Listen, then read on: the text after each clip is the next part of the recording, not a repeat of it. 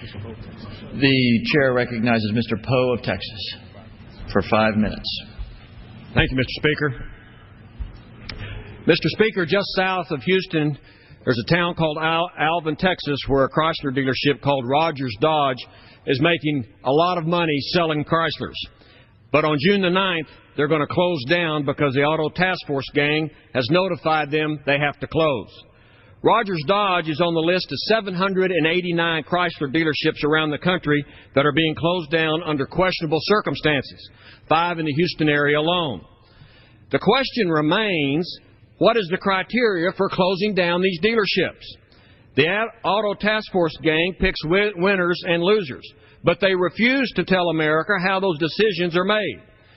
Well, neither they nor the administration are talking. The blissful silence makes us wonder what's going on. Some of these Chrysler dealerships being ordered to close are profitable. Others are not. But according to some news reports, there's one thing they all have in common. Except for one single exception found so far, they all have connections in some manner to making campaign contributions to Republicans. Chrysler, an American institution, is no longer being run as a private sector company. It's been taken over by the Auto Task Force tyrants appointed personally by the administration. These individuals tell Chrysler what to do, and they have to do it because Chrysler took all that bailout money before they went into bankruptcy. Now the Auto Task Force gang gets to run the company. And by the way, Mr. Speaker, we still don't know where that wasted bailout money went. There are reporters and bloggers around the country who have been digging through lists of donations reported on the Federal Election Commission website. They have been comparing donor names on the list with the names of owners on the Chrysler dealerships that have been forced to close. Some of these reports say that campaign contributions went to GOP candidates or political action committees from the Chrysler dealerships that are being forcibly shut down. Did this group of Auto Task Force individuals discriminate against Republican dealerships in Chrysler-style or in Chicago-style paybacks? We don't know.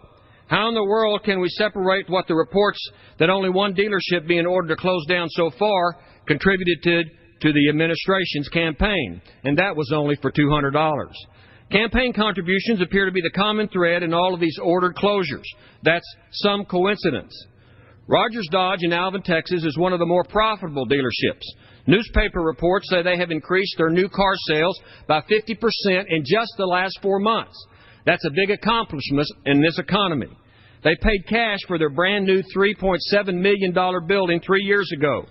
Along with many other dealerships, they bought millions of dollars of inventory after being pressured by Chrysler to help the company's financial situation so Chrysler wouldn't go bankrupt. Now all of these assets paid for by these dealerships will be worth mere pennies on the dollar.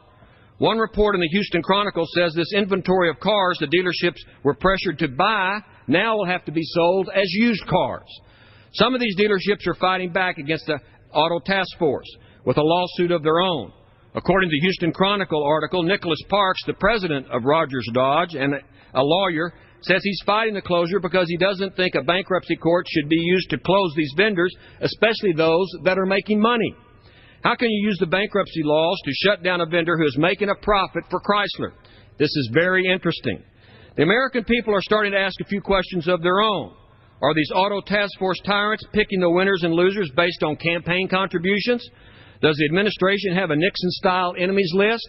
All these questions because the Auto Task Force guys aren't talking and aren't telling us why they closed down certain dealerships and why they let others remain open. We are now living in a time when the government controls both Chrysler and GM, which we should now call government motors.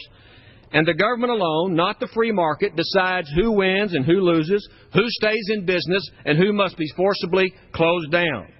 Meanwhile, 100,000-plus Chrysler workers at auto dealerships who did nothing wrong will be out of work on June the 9th, thanks to government control.